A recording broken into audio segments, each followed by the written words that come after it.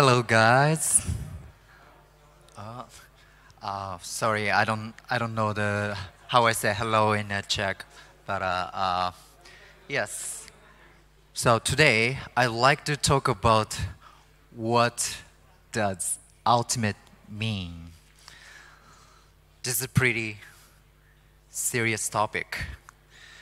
So let's get started. I'm pretty sure many of you don't know who I am. My name is Tateki Matsuda, born and raised in Tokyo, Japan. And originally, I came to US as an international student, and I'm a professional MMA fighter. And there's a little animation going on, just show where I'm from. If you know the UFC, I fought for the UFC, Bellator, Pancras, major MMA organization. And my unconventional practice is functional movement system and a strong first kettlebell instructor certification. So if you don't know what MMA is, once the door is closed, I'm like a wild don't cat. fight in the ring, Kill but or I be fight in the killed. ring. I'm in the Talking is cage. cheap. Just me and him. See who's better. Boom. No time to excuse or complain. Be present. It doesn't matter who you You are, can where you're strike, from, because you take see down, the absolute answer and choke, only when submission. you express yourself. Have you been through the highest moment and lowest moment in your life? Let's figure out how to hack the ego together. So this is MMA, and at the same time, my academic background is sports movement science in bachelor's degree and applied nutrition in a master's degree. So I don't just teach the martial arts, but my holistic approach is nutrition, gene information, lifestyle change, even rehab, sleep optimization, and I just use biohacking to optimize my client as a health consultant. And also, I invested for the ramen company in Boston. This is the gluten-free, made of rice. If I'm not a fighter, I would be a chef. So I'm kind of foodie guy. And I also invested for the Finnish company. We organized a conference, no disrespect to advertise our event in different conference, but we organized biohacking event. Biohacking is more, I believe our biohacking guide everybody to their well-being. And first time in Asia, first time in Japan, we are organizing Biohacker Summit in Tokyo, my hometown, in this coming October. So what's biohacking?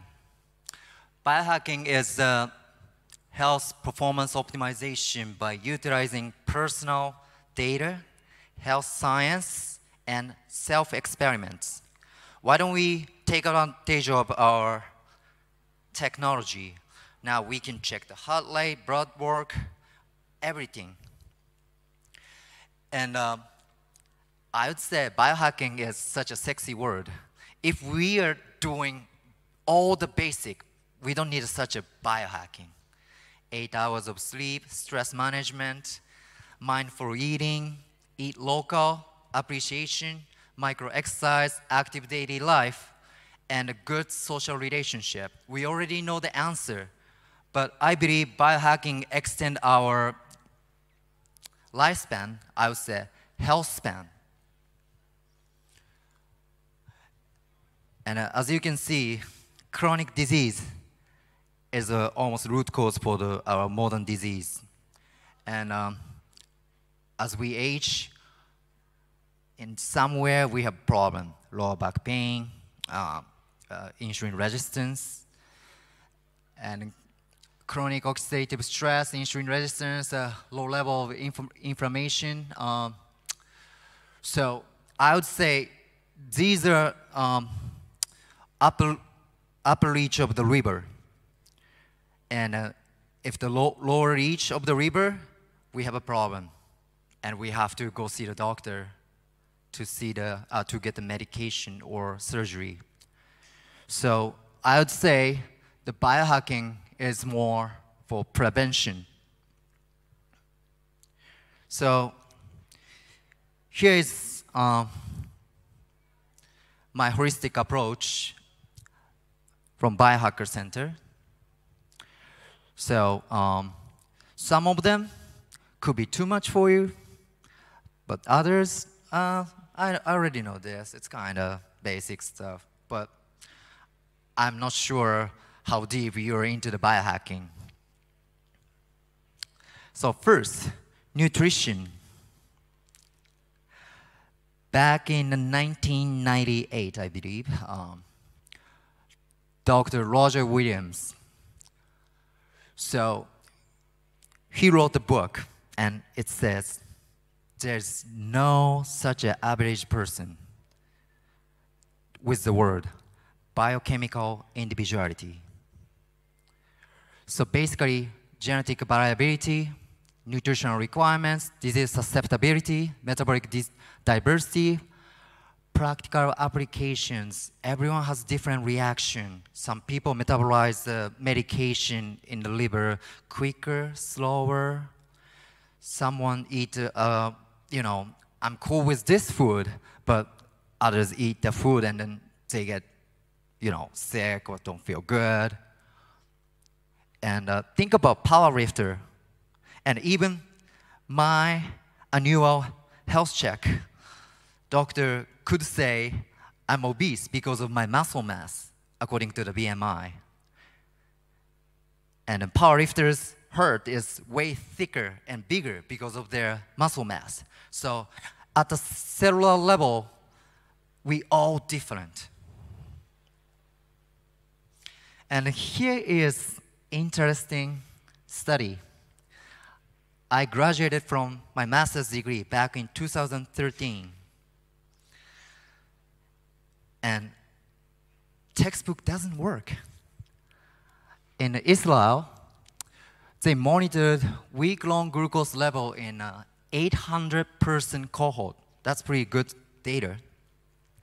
And then track almost 47,000 meals and found high variability in the response to identical meals.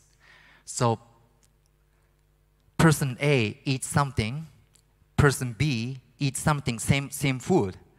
They reacted in different way. Can you imagine that? So on the textbook, it's kind of obvious. Here's we have a cookie and banana, which is healthier. And people think, oh, cookie contains the sugar, right? But some people eat the banana and they got the insulin spike. And others didn't, vice versa from the cookie. And they're figuring out maybe that's because of the gut microbiome we have in our gut. So they're recommending short-term personalized diet interventions that successfully lower post-meal glucose.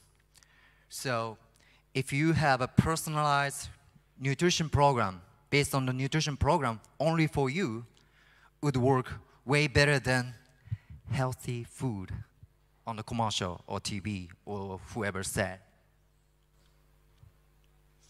Now, sleep. Sleep is not sexy, right? Why we sleep? Last year, we had a further of sleep. Dr. Matthew Walker, he wrote such a nice book, Why We Sleep. And I remember his TED Talk. Have you seen his TED Talk? He started with, I would like to start with talking about testicle. And I was like, what? So he was saying if you chronically sleep less than 5 hours, the man's testicles are smaller, and the biological age is 10 years older. Sleep is very important, right? But it's not sexy. I work hard and I sleep when I die, you know? So, 2 big takeaways from me. So, if you are chronically sleep deprived during the weekdays and you sleep longer on Saturday and Sunday, doesn't work. Research say that. And yeah, you enjoy the beer or vodka, wine, right before you go to the bed. Maybe you fall asleep, but your sleep quality is actually really bad. Right? And this, how do I say? It's not like if you follow the routine, same time we wake up, same time you sleep, but modern days doesn't let us do that, okay? That's the big problem. I'm going to show you why. You see the Japanese kid on the monitor? This is my morning routine. This is crazy, I know. So, if you want to sleep well, fight starts right after you wake up. Why? Because why you feel, oh, I slept good? Because of the circadian rhythm, aka human clock. So your body has a certain rhythm. Your blood pressure, you get sleepier, your body temperature goes high, and such as. So, I came from Boston, flew from Boston, the New York time, and I have a 7 hours difference. To fix my jet lag quickly, there are cues, 3 cues. Number 1, light, obviously. Number 2, movement. And number 3, food. Think about it. You go sleep, maybe, I don't know, a couple hours after the dinner, and yeah, you have such a good sleep, 7-8 hours, and wake up. And until you eat the first meal, breakfast, yeah, 10 hours, 12 hours, why you don't feel hungry while you are sleeping? You don't even think about it. Yeah, because the hormone is called melatonin produced at the night, and it tells you, hey, night is coming. It doesn't make you sleepier, but tells you, hey, it's night. But nowadays, the problem is computer work, blue light from PC, smartphone. Lowest hanging fruits as a biohacker is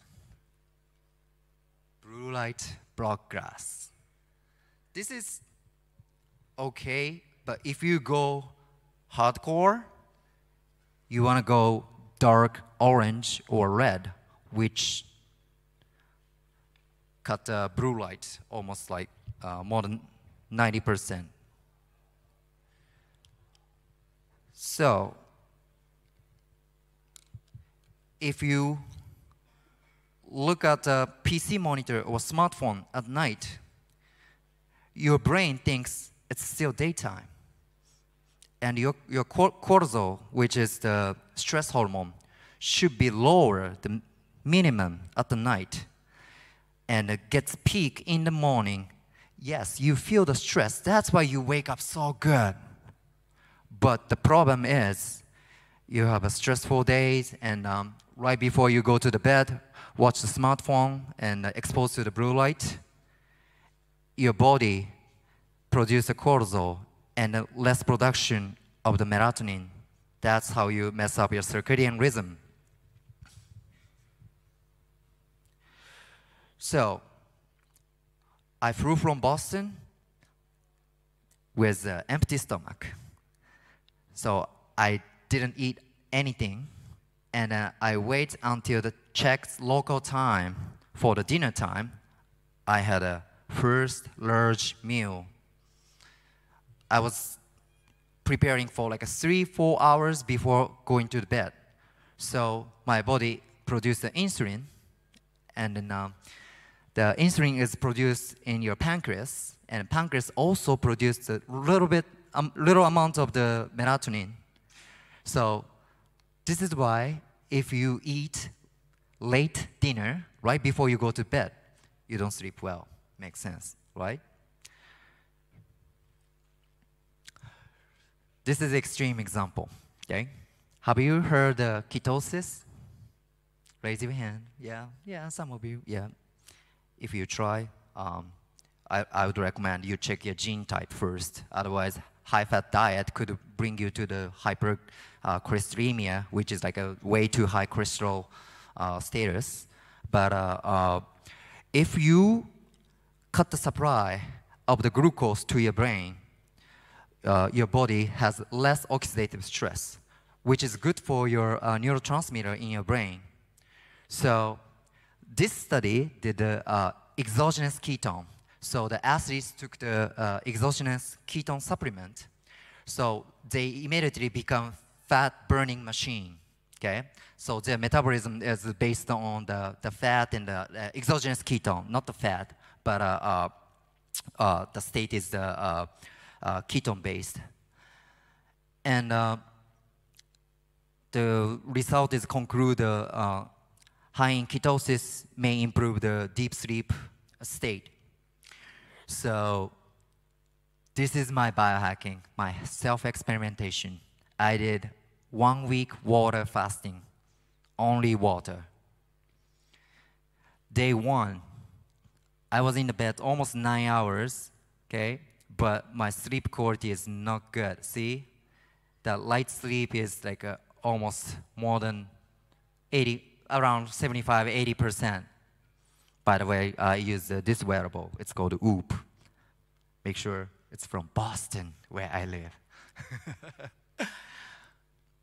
So day 1, yeah, and day 2, in my brain, yeah, I'm run out of glycogen. I'm hungry. Yeah, it's a natural thing, but somehow my deep sleep level is like a little bit higher. And third day was like worst. I couldn't even sleep well. See, like almost like waking. Why? Because my blood glucose was extremely low. Guess what? If you're in a forest or desert and where's food? Where's food? You're so hungry. Your brain produces catecholamine and endorphin, so make you more excited. Where's food? Fight or flight mode. Yes, you can sleep well. So now, day 4, magic happened. See, my restful sleep is hit 2 hours, and then I felt way easier from the first 3 days. Day 5, boom, more than 3 hours deep sleep. And then day 5, I clearly remember that was Saturday. I even did a boxing session, hour and a half. Since Monday, I hadn't eaten any food, only water. And my coach said, "You look sharp today. What's going on, Tech?" And I was like, "You know what? I haven't eaten anything since Monday." And he was like, "What?" And as a result of the boxing session, my deep sleep was, less than 3 hours. And then lesson learned, my light workout should be way lighter than what I just did. So yeah, that was the sleep. So that was a very extreme example. I don't recommend you should do the fasting, whatever. And especially men and women are completely different, okay? I'm going to talk about this topic later. So let's move to the exercise. So, those who missed my workshop last night, I'm gonna give you like a free coffee if you wanna loosen up your stiff shoulder. So, if you could find opposite finger, find your lower your shoulder, the collarbone, slide down to your sternum, find a spot. As you can see, and I want you to push a little harder, and then as you give the pressure, lift the shoulder up and down, okay? And I got a positive feedback from the participants yesterday, and then, the stiff shoulder is, the root cause is not here, but the front. So, yeah, if you wanna, as you listen to my talk, please go ahead to loosen up your shoulder, okay? So, exercise. No pain, no gain. Yes, sounds like a fighter, right? But let's break it down. I would say the corrective exercise. And this is the most important thing. If you want to build a big house, you have to have a good foundation. The movement is first the movement. It's as a whole. It's mobility. What is mobility? Range of motion without compensation. What does it mean? So if you hunch over, do the computer work, and I have a stiff shoulder, and your shoulder is internally rotated all the time, and you have a limited range of motion of your shoulder. If that person tries to reach over to achieve the overhead position, what's going on my upper body? Yes, I hyperextend my lower back. Yes, that person has a lower back pain, chronic pain, right? So, first, movement. Movement quality influenced by mobility and stability. Stability. And then performance, which is endurance, strength, speed, agility, and eventually skill. So if you have a tight shoulder and you try to learn the quick jab, sorry, you don't have enough range of motion. So first, before you seriously learn boxing, you should work on manual therapy with the band, inner muscle, to get the better range of motion. And after that, you rehab, prehab, or support the minor muscle to get the better endurance and strength. And finally, you want to learn the technique. There's the correct order. So, biohacking movement, I just use a sexy word, I'll define biohacking movement is the best tool, such as for the self-quantification, okay? Why we move? Because so many of you are not sure how much is your range of motion, right? Because you don't really care about it, And then in a regular daily life, you don't have to open your hip, just like a sit down. You don't need it. But self-quantification is today's technology. I'm wearing the Oura Ring, Whoop, check my sleep quality, check my stress level, so I can control my training level. And prehab. So if you understand, you don't have to be a professional, but if you understand what's going on in your body, your injury history, you can at least prevent your injury in the future. Or something serious happen, you have to take a surgery, replacement, and warm up and pliability. Pliability is more warm up for the sport-specified movement, but it's a very good thing if you want to learn. And here's an interesting study too. So, your metabolic rate doesn't really decrease. So many of you say, oh, I'm getting old. When I was younger, like, my metabolism was like really, really high.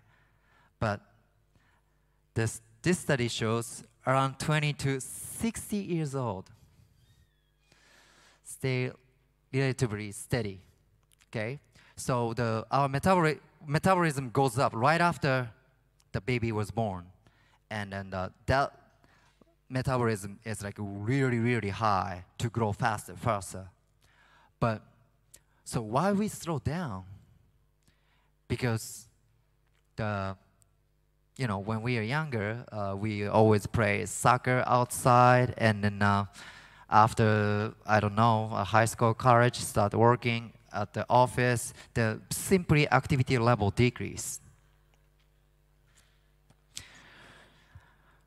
And also, the hormonal level is affected too. So if you eat, I don't know, pizza or burger when you were 18, yes, your blood glucose goes down like way faster. But when you become 30, 40, your blood glucose is high.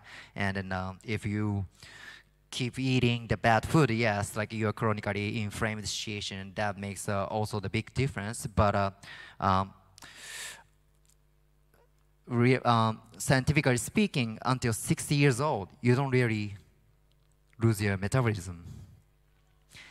And also, I want to mention this study later for the work productivity. But how many of you try to do the jogging or marathon to lose weight? Anybody? Anybody? Yeah. Here's the thing. Okay, this study is a little bit tricky, but the effect of short hourly cycling sprints on postprandial plasma lipids. So those who apply this protocol, their fat metabolism got so much better. Okay, and what they did was only 4 seconds. 1, 2, 3, 4, down. 5 times per hour. So let's break it down. So it's gonna be the every 12 minutes within 60 minutes, which is 1 hour, total 8 hours. So basically you did 4 seconds of any sprint 40 times throughout the day within 8 hours, I don't know, during the work or whatever. 31% decreases in the plasma triglyceride levels. Triglycerides. Yeah, I know, I can burn my fat, run my abdominals. Yeah, but like if you are calorie deficit or work out harder, your body burns triglyceride first. But 31% decrease. And a 43% increase in the whole body fat oxidation. That means your body is using your fat as an energy source. See? And man versus small man, okay? So, by the way, I'm also ambassador for the Red Box Japan, which is some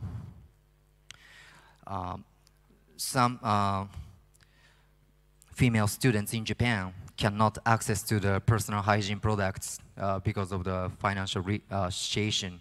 And and also I used to train the one highest paid supermodel. So I was really into the female physiology. Yes, we have a circadian rhythm, but female has an infradian rhythm, 28 to the 36 days, depending on the individuals. And yeah, some females like push so hard late luteal phase before the menstruation. Yeah, I don't want to get fat. My face tend to get puffy. Scientifically speaking, you guys need extra couple hundred calories. And also, but at the same time, insulin resistant state. So you have to be smart to choose your carbohydrate source. Maybe dark chocolate, sweet potato. But I know you guys want to jump in the junk food or something. Yeah, and I've heard fasting is in fashion, right? Fasting is good, right? And high intensity interval training, right? Female should do that, apply that during the follicular phase, which is more stronger state, but definitely not right before the menstruation cycle. And yeah, and analyze your lifestyle. So you got like a shoulder back, always left hand side, and then now you have a little bit like off posture. So that could different your optimized exercise protocol too. So takeaway for the high quality exercise based on your self-quantification, stress level, if you are afforded to the wearable, check your status, sleep quality, and purpose-driven, we will do the exercise, why, okay? And movement, performance, skill, that's most important thing. Just follow the right order. And mobility before the strength, okay? If you're not conditioned to do the push-up or squat, you should work on your mobility work first. Go get a personal trainer or learn by yourself. But I'm telling you, this is most effective way. And for the women, cycle-based. And if you work out 1 hour, good quality 1 hour for rest of your time. Good sleep, stress management, and move well, move often. All right, let's move to the work. Sitting is third smoking. Have you guys seen like this type of the image before? Too much sitting is a health hazard.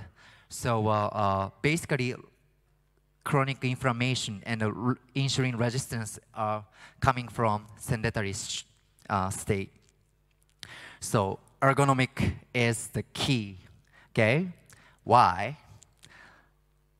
All right, so why I explain this for productivity. You want to be productive, right? But if you want to be productive, your focus level should be high. How many breaths do we do per day? Guess. 20,000. 20,000 breathing per day. So if you work hard, but your breathing pattern is really bad, you kind of waste your time, and then you gain less, okay? So every time we breathe in, breathe out, diaphragm and pelvic floor muscle move together. So if your body alignment is off, such as anterior tilted, posterior tilted, sitting way too long, too much, and like this, and then you're sitting too long, your pelvic floor doesn't move. So guess what? You start breathing with your shoulder, okay? And breathing with your shoulder, that means your rib cage doesn't go lower. That means you can't contract your diaphragm. That means you can't exhale longer. This is why deep breathing is important. Right? So nowadays, the standing desk is in fashion, ergonomic chair. So I have a saddle chair in my place. And also, so many people have the chronic pain on the forearm because of the mouse click. You should switch to the ergonomically better design on the neutral grip. Okay? Take away saddle chair, height adjustment desk. So sometimes you can sit, sometimes you do the standing. Quick meeting, why don't we go out, walk out the park together, you know? We should do, you know, do the micro exercise throughout the day. Pomodoro technique, what I do, this is back in 1980s. They use the kitchen timer, which is a tomato shape, and basically 25 minutes focus, 5 minutes break, and you repeat for the maximum focus. And noise cancellation, if you have a headphone or earplugs, and binaural beats of 432 hertz. I'm also a manager for the Yogetsu Akasaka. He does the Zen Buddhist monk with a beatbox. And then he chanting, and he just did a big show. And his handpan is actually 432 hertz. This is why when you listen to his music, somehow you feel relaxed.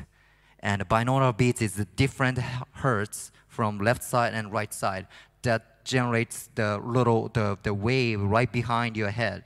So that stimulates the alpha brain wave stimulation on your brain, so your focus level goes up. And air quality essential oil, I love to use the rosemary oil or peppermint oil to increase my focus level. Study shows that. And this is my workstation. You know, this is kind of, you know, all wired. Also, like I try to cut the dirty electricity, such as like Wi-Fi and EMF. And so I have a portable the treadmill. So like I just walk with my colleagues.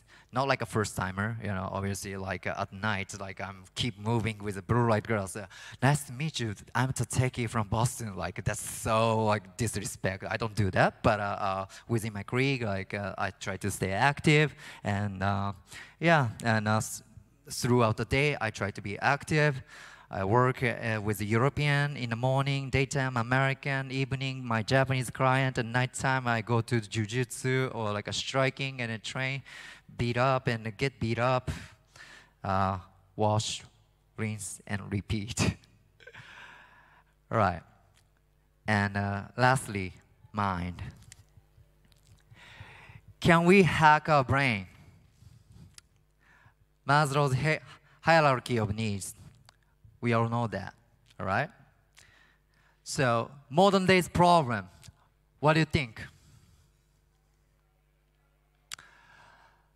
And my deep thought, why? Why I fight? What's my purpose in my life? Why I do biohacking in my life? Self-expression. Yes. I want to be a champion. I want to be better. I want to be a number one. I train hard, get ready for the fight. Come see my fight. And to be honest with you, that's my full of ego, right? And the modern day's problem is love and belongings, friendship, family, sense of connection, getting so easy and cheap. Don't you agree? You just like, you know, follow the TikTok, Instagram.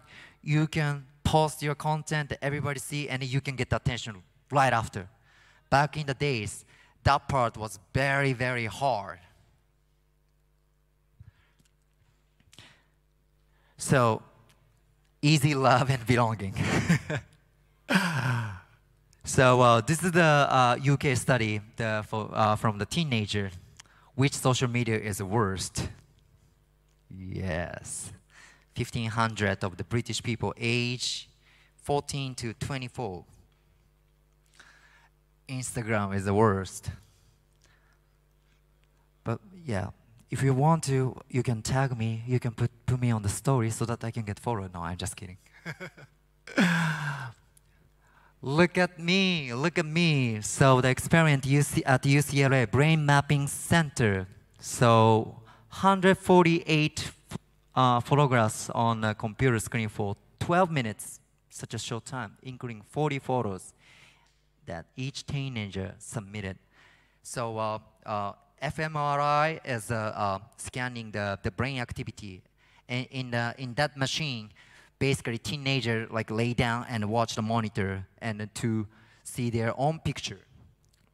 And each photo also displayed a number of likes it had supposedly received from the other teenage participants. So you watch your picture, I don't know, you're with your friends, and then your friends gave you like. More likes. The brain part shows the reward system. Oh, this next picture. Yeah, this picture, only 20 likes, 38 likes, 100, boom. See, they reacted so hard. Better than you. This is a pretty interesting study. This is called the Keep Up with Jones test. I think that was an American and a Belarusian participant. Yeah, see the 20 295 American and 67 Belgian samples. So you work hard, you get paid, you check the pay stubs, right? And then it says, how much money did I make? You check the amount, right? You think that's the most important thing, but actually the result is so surprised. People's satisfaction with their salary is not totally based on just how much money they're earning, but how much more money or how much less money they are getting compared to the people they know. Isn't that crazy? We compare. I made 50,000, and then oh, he made only 40,000. Did she make 100,000? Oh my God! Oh my God! See, this is crazy. So, human compares, but what about primates? Monkey reject the unequal pay. This study was conducted in Emory University. The Dutch primatologist, and so in the monkey society, is there any the currency-based society? So we use the money note, the coin, as a money, and if the primates has the same society or not. So she fed the cucumbers for the both monkeys, and the stone is a currency. And then this monkey got the grape, and then he pays with the stone. Now she gave the cucumber. Look at this. They both are fine at the beginning. They both are eating the cucumber. And this one keeps getting paid the same stone, grape. Now, here's the money you gave me. Is this the same money? He's checking. Okay, you give me the grape, right? No.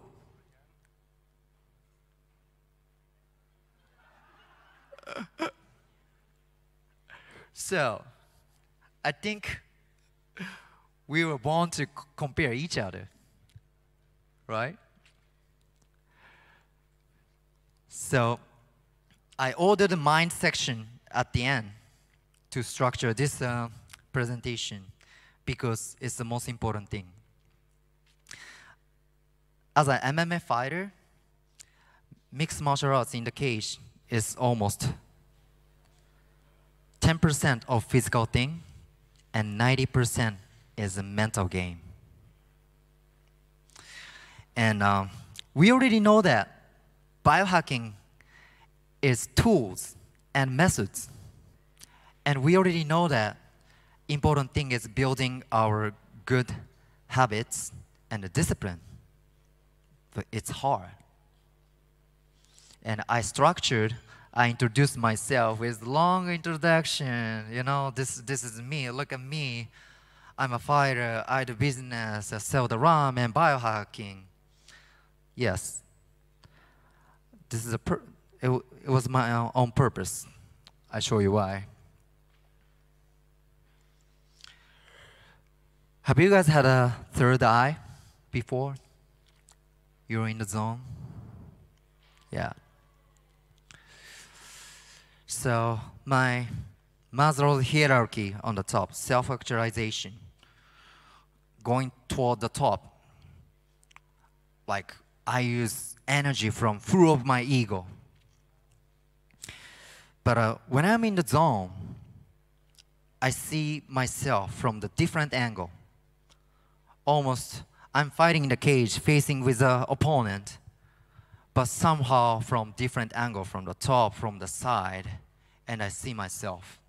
Almost, I got a joystick, the video game controller, to control Tateki. And when that happens, my self and ego doesn't show up. Number one, be present. I don't know, I'm a fighter, but you guys have occupation, busy mom, dad, chef. At each moment, you have such a small presentation. When you serve something, when you create something, when you give something to someone, or you express yourself, you'll always be present. And then number two, when I'm extremely relaxed, such as being connected with nature, meditation, and then we didn't have a time to talk about the sauna, heat shock, protein, yada, yada, yada. That's maybe another time. And cold plunge, who does the ice bath here?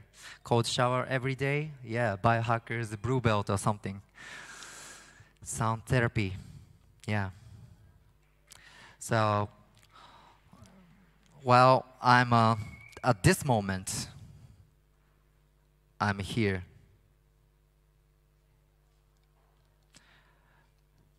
But I personally think we have above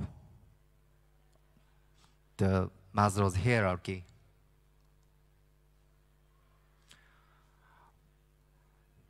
So, from here to there, you transcend as a human being and you become selfless. My ultimate fighting, 3 lessons I have learned from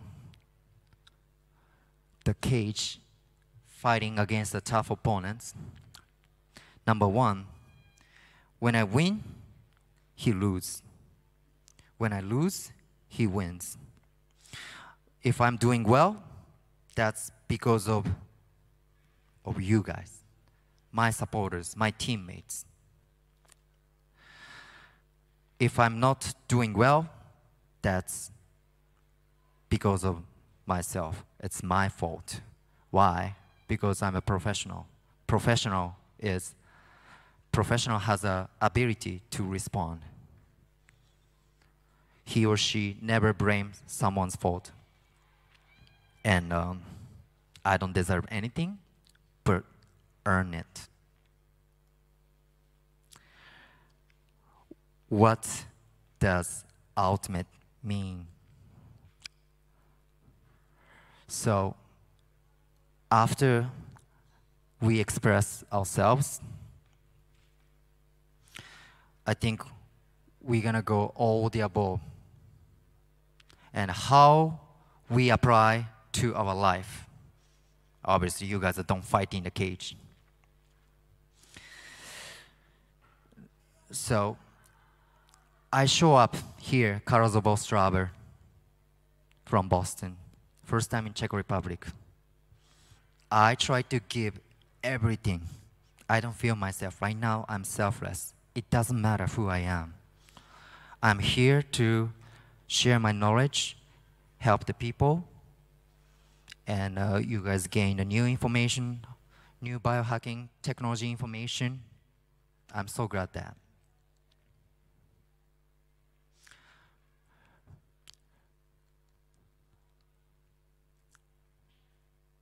Our heart moves.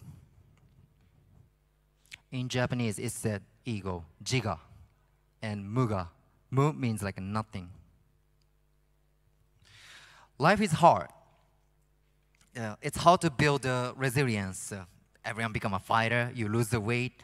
You lose weight, fight, and then you get injured. You lost a fight. You get paid in half, and you are the lowest of the lowest. And how are you gonna go up? Who knows? You build your own resilience. And I'm pretty sure there are so many people had a harder life than I have. Our heart moves.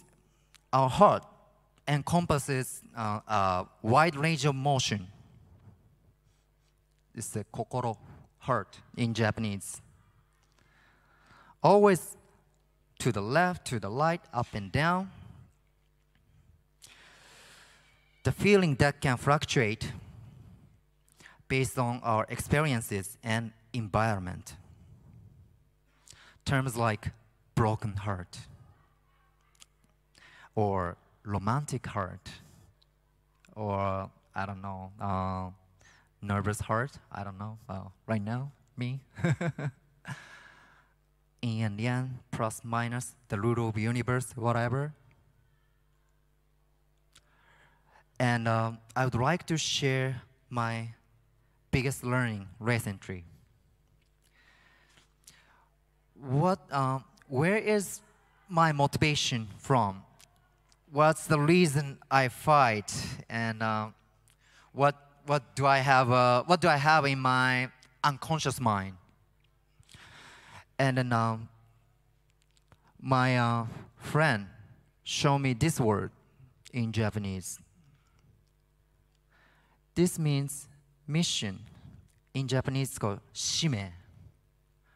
But when I take a look at this letter carefully, this means the use of, spend, consume life. When I came to America, American friends, American professors all said, what's your dream? What's your American dream? What's your goal? If you have a goal, you have a deadline, and you have to finish, and you follow the process, that's the way to be successful. But I was just typical Japanese, and then I was nerd about health and wellness, and I couldn't speak English, and hit the heavy bag, and keep training at the gym, no party. And after graduation, do I have to go back to Japan? Make the deadline. You can be successful. The fighting, training martial arts was my passion.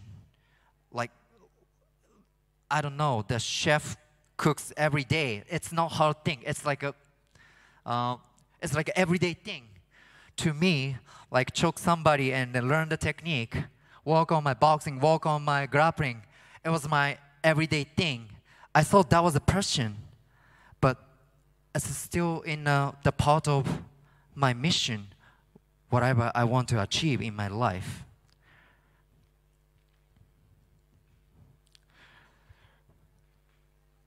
Have you heard the ikigai? No, really? In the biohacking community, that's the most famous Japanese word. The purpose of life. The purpose of being. The reason why we wake up every day. Ikigai is a cool word, you know, but as a Japanese biohacker, and then I'm so glad to share this word with you guys before the Biohacker Summit in Tokyo for the first time. Kokorozashi is, as I said, heart moves. If you have a dream, if you fall in love with somebody, your heart moves. You say, I have a dream, I want to be rich. Yeah, that's your dream. But if you say, I want to be rich, and I want to build 100, I don't know, institution for those who don't have a parents, the child care support or something. That's like a huge mission. And kokorozashi represents unyielding spirit or strong sense of purpose. It's more, as I said, the heart moves, but the kokorozashi doesn't move, like a strong determination. Literally means like the old samurai, the man with heart. Traditional Japanese.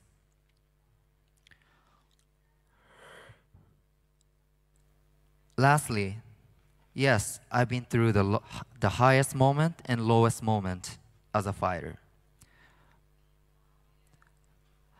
And my well-being, which is right now, I'm serving for everybody right here.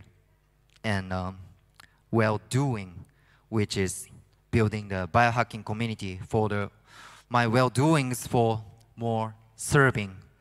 The samurai is someone who serves. Heart moves, but soul doesn't move.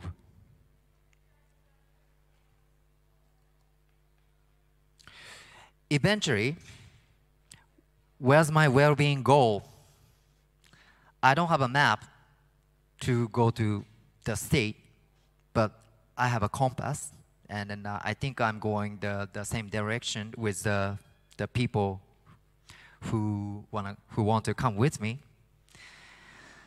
Myself and the selfless, and well-being and the well-doing, yin and yang, imperfect is perfect, and eventually we get this part, mushi, nothing hurt.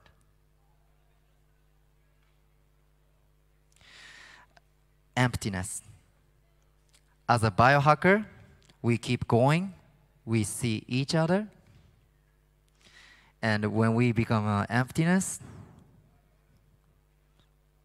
we are all one. Thank you.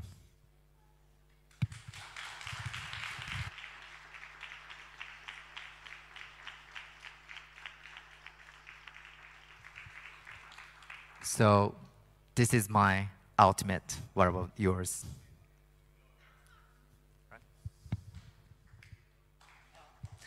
It was good? So I was told to have a small Q&A if you guys want to. So yeah, 1, 2 questions. Yeah, if you want to ask me any health and wellness related question, I'm sorry, I don't follow the pop culture or anything. Yes. So thank you for a nice talk. I have a question related to MMA. Yes. So how hard is to like fight your ego if you are in a cage? Because I can imagine it could be like you have to be in the right state of mind. It doesn't have to be too low or too high. So how do you deal with ego in a cage? That's a part of process, because no one's perfect. And I would say if you can show 60% of what you have in the cage, you did such a great job, okay? And this is why you should build a career from the amateur, okay? So amateur doesn't really count the fighting record, but when you become a pro, and if you have a losing streak, you don't get the contract. So I would say the biggest thing is just take your time when you're ready, and then your coach feel the same way. It's a time to move forward. And also, just like be active as a grappler and a striker. So amateur fight doesn't count. So you try and see where you're at, and then and be smart. And always injury happens. So and then you learn your own ego from your mistake, from your competition. So I would say that's a part of your game. Did I answer your question? Okay. Anyone? Yes.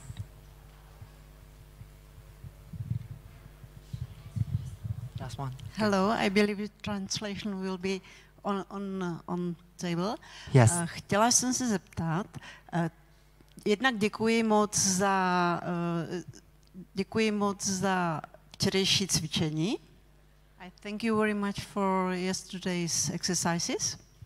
Sorry, I couldn't hear you well. Could you say that again?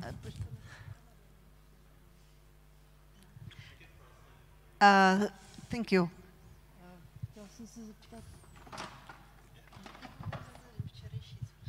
So first, she says, thank you very much for yesterday exercise. Yeah. All right, and she's curious, what is the stick for? What are you using that for? Oh, this is my samurai sword. It's not like a real katana, but the wood sword. And this sword was named by a 16th generation of real samurai. His family has a 400 plus years of history. And yeah, when I sleep, I always, sleep together, and then I meditate with this, and then I swing a sword, and apply my technique, what I learned, and Yeah. It's the samurai named this sword Ichigo. Ichi means 1 in Japanese. Go means 5. 1, 5. He put the meaning of specify, train hard on one thing to ultimate the 5 components. That's what he gave me for this sword. So, yeah. Did I answer your question? Yes. Yep. So that was it. My name is Tateki Matsuda. I live in Boston, America, Massachusetts, America, from Japan. If you want to connect me, if you are health and wellness enthusiast, like come see me. I would love to be connected with you. Thank you so much.